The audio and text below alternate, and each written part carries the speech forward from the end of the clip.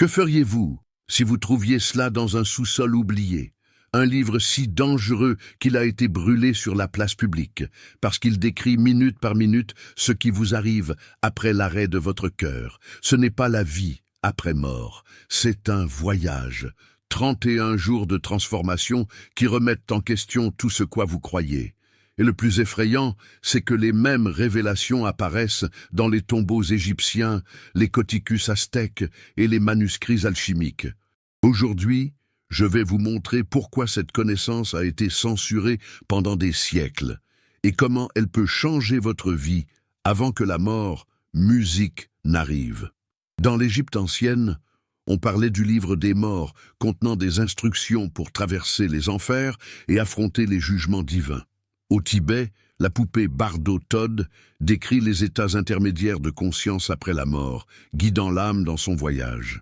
Les spiritualistes parlent de détachement progressif du corps et d'une ascension à travers les plans vibratoires. Et dans certaines traditions africaines et indigènes, les rituels durent exactement 30 ou 31 jours, temps considéré comme nécessaire à l'âme pour s'adapter et trouver sa voie. Coïncidence ou savoir ancestral fragmenté au fil du temps. Le manuscrit en question, entouré de mystères, suggère que ces 31 jours constituent une étape universelle. Peu importe le credo, nom du Dieu ou la doctrine, il existe un chemin que suit l'âme, marqué par des phases distinctes allant du déni à l'expansion, de la douleur, la libération. Et la façon dont nous vivons ici influence profondément la manière dont ce processus se déroule. Mais pourquoi ce livre aurait-il été caché? Pourquoi quelqu'un essaierait-il d'empêcher que cette information soit révélée? Peut-être parce que connaître l'au-delà nous obligerait à vivre plus consciemment maintenant. Peut-être parce que comprendre la mort n'est pas une fin, mais un puissant début. Personne ne sait avec certitude qui a écrit le manuscrit. Ce que nous avons, ce sont des fragments, légendes, récits perdus dans des pages déchirées de vieux journaux et des murmures étouffés entre moines. Ce qui est unanime parmi les rares personnes qui prétendent l'avoir vu, c'est que ce livre n'est pas ordinaire. L'histoire la plus connue raconte que le manuscrit a été découvert par hasard au XVIIe siècle par un groupe de moines bénédictins qui restaurait une abbaye dans les montagnes du sud de la France. À l'intérieur d'un mur creux, enveloppé d'une toile de lin, et scellé de symboles mêlant le grec, l'hébreu et une langue encore indéchiffrée, se trouvait un ensemble de pages anciennes, écrites à l'encre rouge et noire. Le contenu a effrayé les moines. Il parlait clairement des 31 jours après la mort dans un langage mêlant poésie, instructions rituelles et descriptions vivantes d'expériences hors du corps. Mais ce n'est pas la seule histoire d'origine racontée. Certains prétendent que le livre a été transmis par un médium anglais au XIXe siècle lors d'une série de transes spirituelles. Il a dit qu'il entendait des voix venant du seuil entre les mondes, dictant étape par ce qui arrivait à l'âme après la mort. Curieusement, les descriptions correspondaient à des parties du texte trouvées par les moines, bien qu'elles soient séparées par des siècles et continents. Une autre théorie fait état d'une civilisation mythique antérieure à Sumer qui aurait disparu sans laisser de traces, à l'exception fragments de sagesse préservés dans des ordres ésotériques. On pense que cette civilisation comprenait le cycle de la vie et mort, comme faisant partie d'un processus éducatif pour l'âme, et que les 31 jours étaient une sorte d'étape finale d'apprentissage avant que l'esprit ne parte ou ne revienne. Mais pourquoi l'appelle-t-on le livre interdit? Non pas parce qu'il contient de la magie noire ou des invocations dangereuses, mais parce qu'il révèle ce que de nombreux systèmes contrôle spirituels ne veulent pas que vous sachiez, que l'âme est libre, qu'il y a un choix après la mort. Cette conscience continue, et ce que nous faisons maintenant construit non seulement notre destin dans la vie, mais aussi le chemin que nous devrons parcourir par la suite. Certaines versions du manuscrit ont été brûlées, d'autres ont disparu dans des incendies mystérieux. Il y a des rumeurs selon lesquelles une copie complète serait conservée dans un coffre au Vatican. Ce que le livre enseigne résonne dans diverses traditions spirituelles et dans les récits de personnes qui ont été de l'autre côté et qui sont revenues. Et si c'était vrai? Si tu restes avec moi, nous découvrirons jour après jour ce qui se passe après le dernier souffle. Parce que la prochaine étape est le premier jour, la séparation du corps. La mort n'arrive pas en une seconde. Cela commence un instant, mais se déroule par couches comme si l'âme avait besoin de se libérer, la matière, petit à petit. Le premier jour est marqué par l'un des moments les plus délicats de toute la transition. La séparation du corps physique. Le cordon d'argent mentionné dans les traditions ésotériques de l'Ecclésiaste, dans la Bible et les rapports d'expérience de mort imminente, est le dernier lien reliant l'esprit au corps. Elle pulse, vibre, résiste, et lorsqu'elle se brise doucement ou brusquement selon l'énergie de la personne, l'âme, pour la première fois, se voit en dehors de sa forme physique. Ce moment est souvent décrit comme une étrange libération. L'âme ressent un soulagement immédiat, l'absence de douleur physique, de limitation corporelle. Mais il y a aussi une certaine confusion. Il voit son propre corps immobile, voit des gens autour de lui pleurer ou essayer de le ranimer, mais ne peut plus interagir avec eux. Un bref état de déni est courant. L'esprit spirituel est toujours lié à l'idée d'être le corps. Beaucoup ne se rendent pas compte qu'ils sont morts. Ils essaient de parler, de crier, de toucher, mais leurs mains traversent l'air. Leurs cris ne sont pas entendus. C'est un moment de vulnérabilité. Les récits spirituels disent que ce premier jour, l'âme est accompagnée d'un ou plusieurs guides spirituels, même si elle ne les perçoit pas. Ces guides observent, protègent et attendent souvent en silence, jusqu'à ce que l'âme se calme. Lorsque la mort est traumatisante ou soudaine, ce processus peut être plus tendu. Il y a de la résistance et de la peur. Mais lorsque mort survient avec acceptation, comme dans les cas de vieillesse ou de pratiques spirituelles avancées, le détachement se produit avec sérénité. En pratique, c'est le jour de la déconnexion. C'est quand l'âme commence à comprendre qu'elle est libre, mais ne sait pas encore où aller. C'est un état de suspension, comme être au seuil entre deux mondes. Un pied toujours sur terre, l'autre touche déjà quelque chose sans nom. Ici, le véritable voyage commence. Et pourquoi cela nous importe-t-il, à les vivants? Parce que ce nous faisons dans la vie prépare ce moment. Les peurs, la culpabilité, l'attachement excessif au corps ou aux biens matériels rendent cette séparation plus difficile. Une vie avec plus de présence, de spiritualité et de détachement rend tout plus léger. Si le premier jour est marqué par la séparation du corps, les jours 2 à 4 sont dominés par un tourbillon plus subtil, mais encore profond, la conscience d'être mort. Cela semble évident, mais pour l'âme nouvellement libérée, ce n'est pas le cas. À ce stade, l'âme porte encore la mémoire de matière. On se sent vivant, il peut marcher, observer, penser, se souvenir. Mais quelque chose ne va pas. Les gens ne l'entendent pas. Les animaux ne le remarquent pas. Les mots ne sortent pas. Le monde, autrefois solide, semble désormais fait de brume. Et c'est à ce moment-là que la réalité commence à s'imposer. La reconnaissance de la mort n'est pas immédiate. Dans de nombreux cas, cela se produit par vagues. D'abord un soupçon, puis une certitude. L'âme se rend compte qu'elle trouve dans ce que nous appelons le plan astral inférieur, une sorte de copie énergétique du monde physique, où les émotions vibrent encore intensément. Dans ce plan, l'âme reste souvent proche des environnements et des personnes qu'elle a connues dans la vie. Il essaie d'avertir ses proches, essaie de toucher des objets, essaie de rentrer chez lui. Certains, désespérés, assistent à leurs propres funérailles. Ils voient leur corps être enterré, leurs oreilles être scellées pour toujours, et ressentent une douleur qui n'est plus physique, mais émotionnelle, profond. Beaucoup ne l'acceptent pas. Ils tentent de renverser la situation. Ils crient, courent, supplient. D'autres entrent dans un état d'engourdissement, refusant d'accepter la réalité. L'âme peut revivre les derniers moments de la vie, encore et encore, comme si l'esprit essayait désespérément de trouver une erreur qui pourrait être réparée. Cela peut durer des jours ou plus. Mais il y a ceux qui, même au milieu de la confusion, commencent à remarquer des présences, des silhouettes subtiles, des lumières en arrière-plan, des murmures venant d'une autre dimension. Ce sont les guides spirituels qui attendent le bon moment pour s'approcher, lorsque l'âme est prête à écouter. Durant cette période, les prières, les pensées élevées et les rituels accomplis par les vivants ont un grand impact. Ils créent des ponts de lumière entre les mondes, facilitant l'éveil de l'esprit. C'est pourquoi tant de cultures maintiennent des droits pendant les 3 premiers jours, et ce n'est pas un hasard.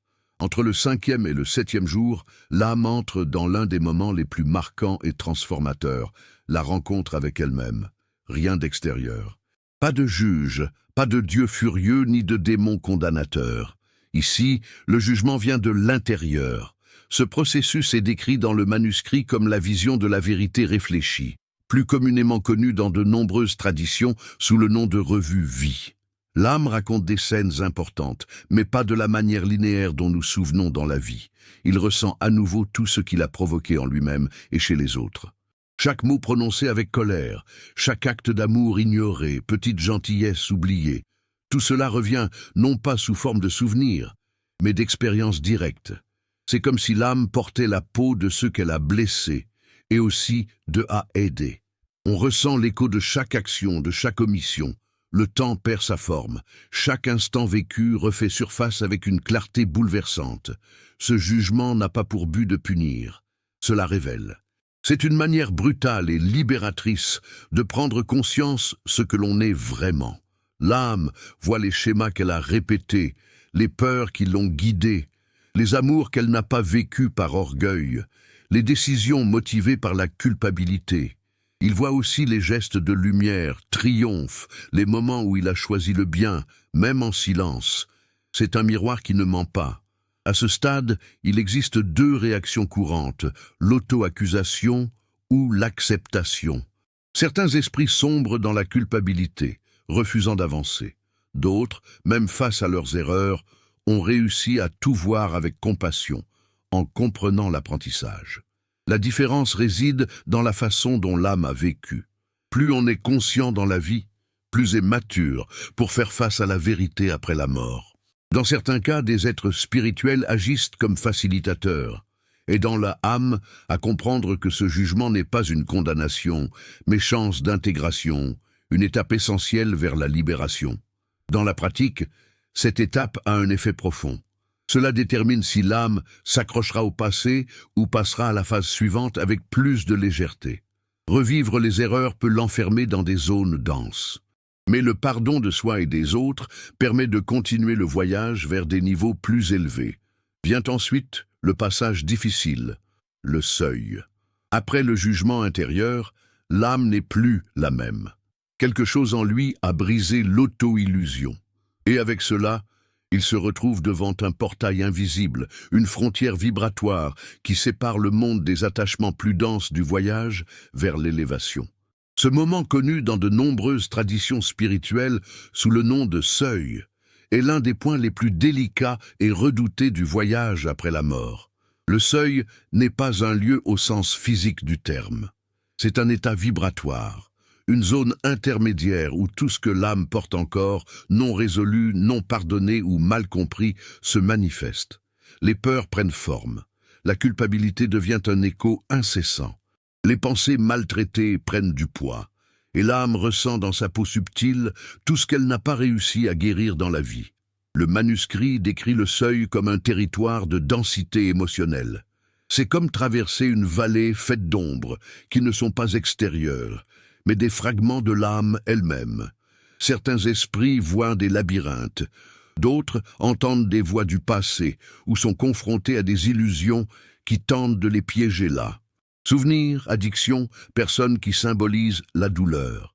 C'est aussi le point où, selon le texte, la présence des guides spirituels commence à s'intensifier, mais pas en tant que sauveurs, plutôt que compagnons silencieux. Ils ne peuvent pas franchir le seuil de l'âme. Seule l'âme peut faire cela. Le libre arbitre reste la loi suprême même après la mort. Mais il y a un détail essentiel. Le seuil n'est pas une punition, c'est un passage.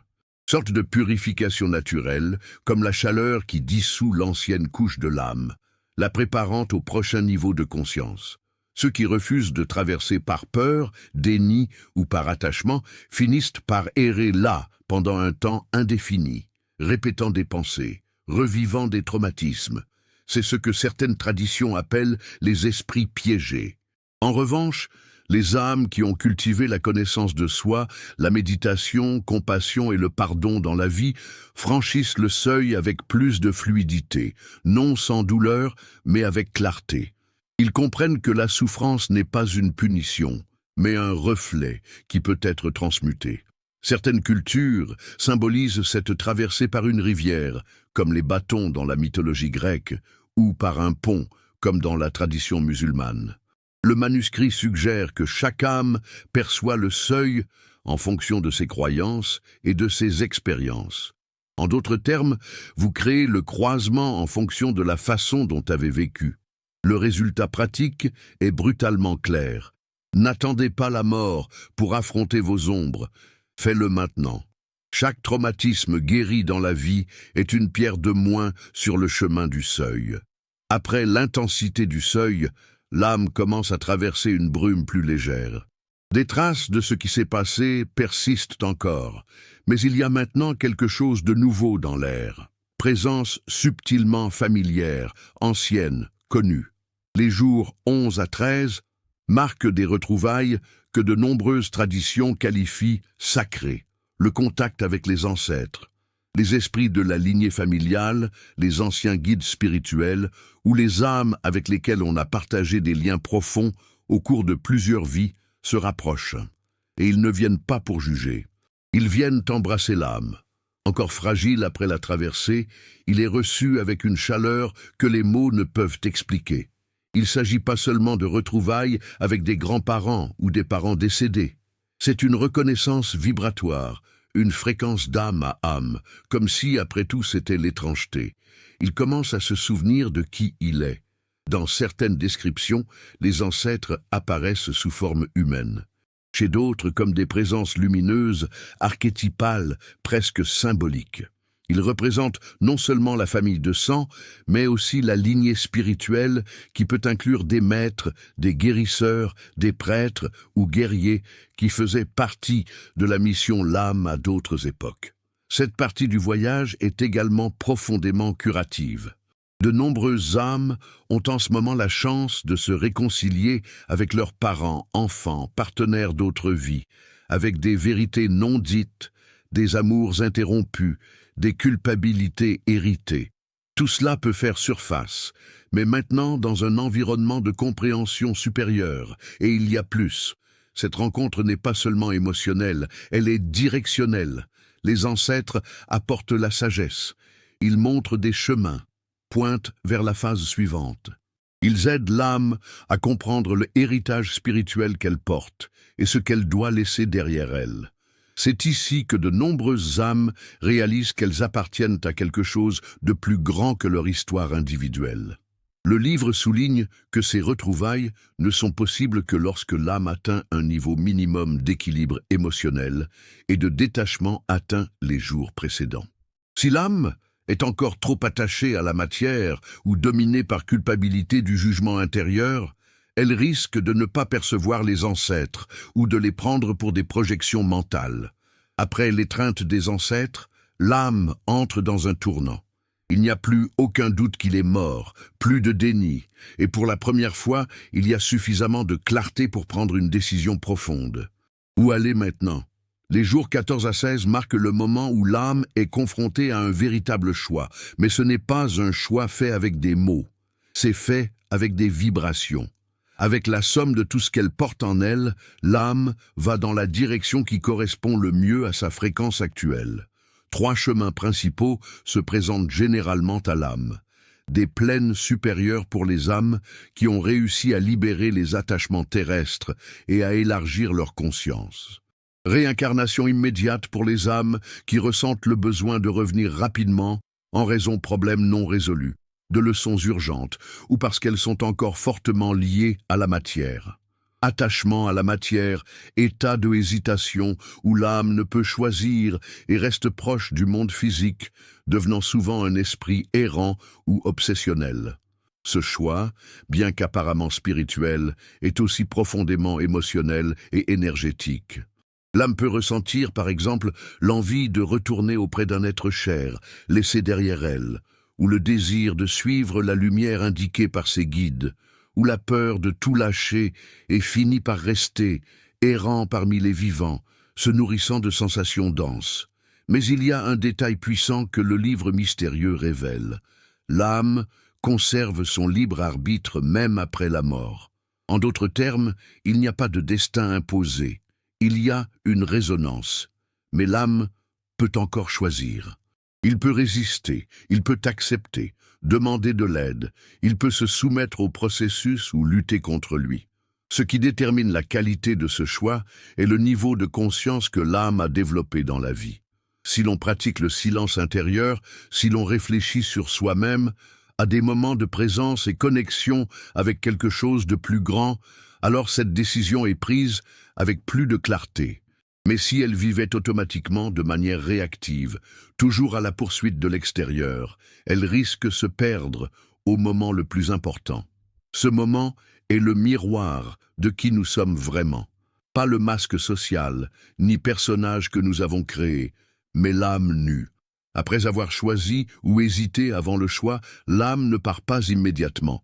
Il doit revisiter la vie qu'il a laissée derrière lui. C'est le moment du détachement émotionnel profond, et cela se produit dans ce qu'on appelle le plan des souvenirs.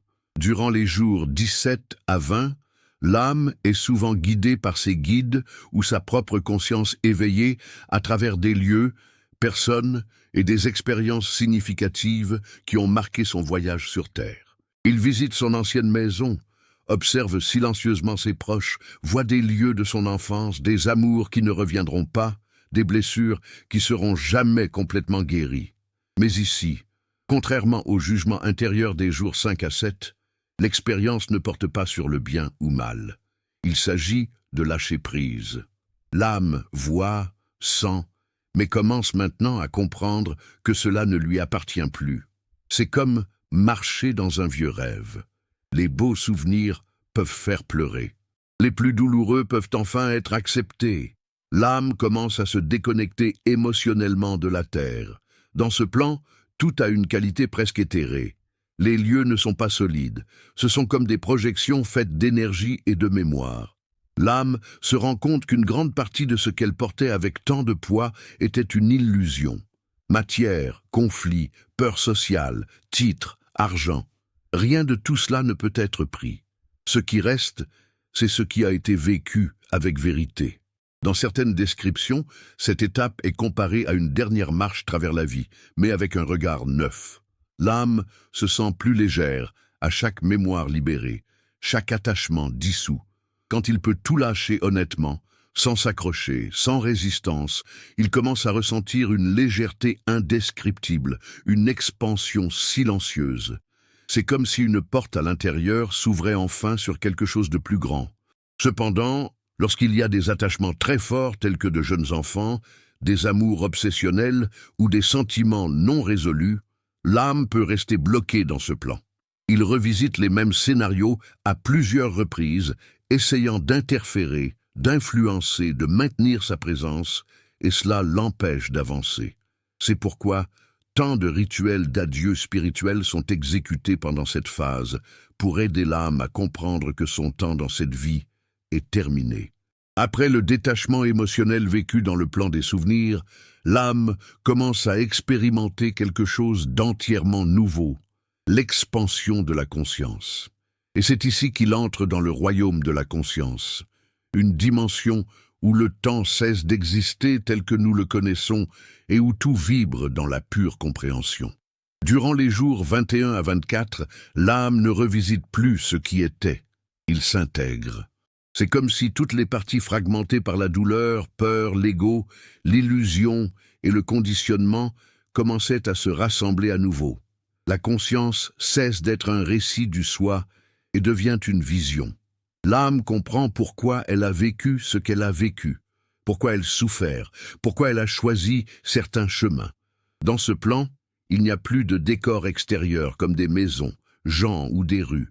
L'environnement est purement énergétique, façonné par la vibration de l'âme. Il est fréquent qu'il se perçoive flottant dans des espaces lumineux, connectés à présence subtile. parfois décrits comme des êtres de lumière, des mentors, des consciences archétypales, ou même comme l'étincelle divine elle-même. Ces rencontres ne se font pas par des mots. La communication est télépathique, directe, silencieuse et plus puissante que n'importe quelle conversation humaine. L'âme se sent comprise sans avoir besoin d'expliquer. Et surtout, on se sent accepté. Ici, l'amour n'est pas un sentiment, c'est un état, à ce stade du voyage que de nombreuses âmes se souviennent leur but originel avant la naissance, de choisir ce corps, cette famille, cette mission. Certains sont surpris, d'autres reconnaissent avec gratitude tout ce qu'ils vivent, même la douleur, car c'était la douleur qui réveillait les couches dormantes de l'âme. C'est l'espace où l'ego commence enfin à se dissoudre. L'âme comprend que ce n'était pas le personnage, c'était l'acteur, et que cette étape de la vie était une leçon, un entraînement, une plongée temporaire dans l'oubli, pour que maintenant, dans le domaine de la conscience, il puisse se souvenir qui il est vraiment. Après l'expansion du domaine de la conscience, l'âme commence à sentir qu'elle est conduite vers quelque chose de plus grand, quelque chose qui n'est choisi avec des mots, mais avec des vibrations. Du 25e au 27e jour, le voyage atteint un point de convergence. L'âme se prépare à passer au plan qui correspond exactement à ce qu'elle est devenue. Cette étape est décrite comme un réglage énergétique. Il n'y a pas d'imposition d'un paradis ou enfer. Ce qui existe, c'est la loi de résonance. Ce qui se ressemble, s'assemble. L'âme vibre désormais à une fréquence spécifique, construite tout au long de la vie. S'est intensifiée dans les jours qui ont suivi la mort et est maintenant complètement évidente. Sur la base de cette vibration, l'âme commence à être naturellement attirée comme le fer par un aimant vers l'un des plans spirituels compatibles. Des plaines inférieures plus denses où résident des âmes encore fortement attachées à l'ego, la haine, au désir de contrôle ou à l'illusion de la matière, plaines du milieu où les esprits en évolution poursuivent leur apprentissage dans des colonies spirituelles, centres de guérison ou pôles d'études et de reconstruction. Des plaines plus élevées, des réalités plus subtiles, où la conscience se dissout dans l'amour universel, dans des missions d'assistance, de création ou de préparation à de nouvelles incarnations avec un but clair. Mais le plus frappant est que personne ne décide de cela de l'extérieur. L'âme elle-même, à la lumière de tout ce qu'elle a vécu, se place là où elle doit être, et cette appartenance n'est pas punitive. C'est cohérent, c'est mathématique et spirituel. Il ressent la paix avec la vibration qui l'attire parce que c'est la fréquence qui l'a construite. Les êtres aident à la direction, mais n'interfèrent jamais avec le choix vibratoire.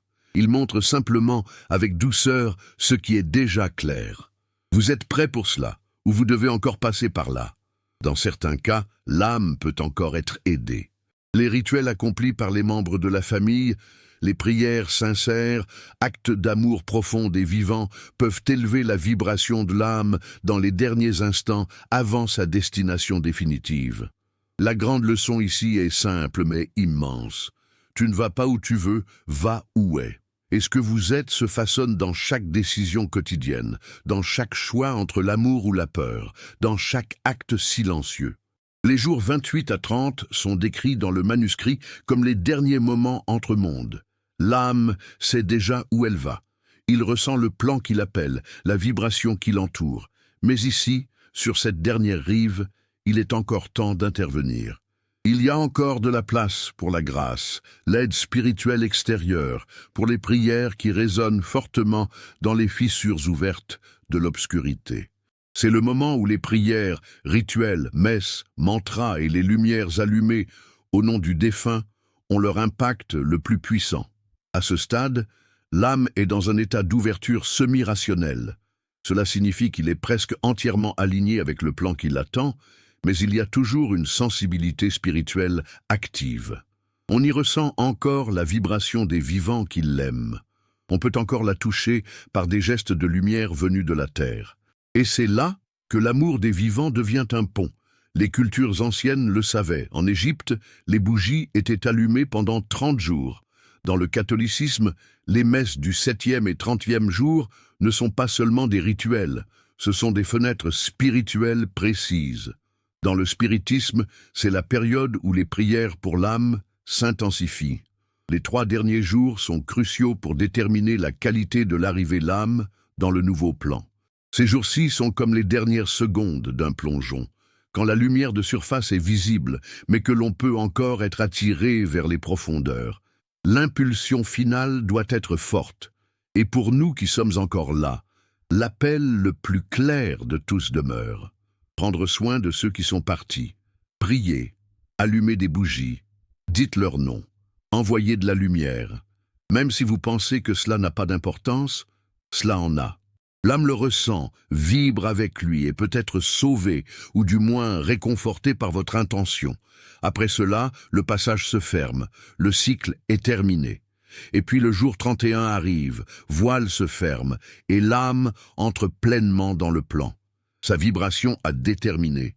Il n'y a pas de retour en arrière. La mort n'est pas une fin, c'est la récolte.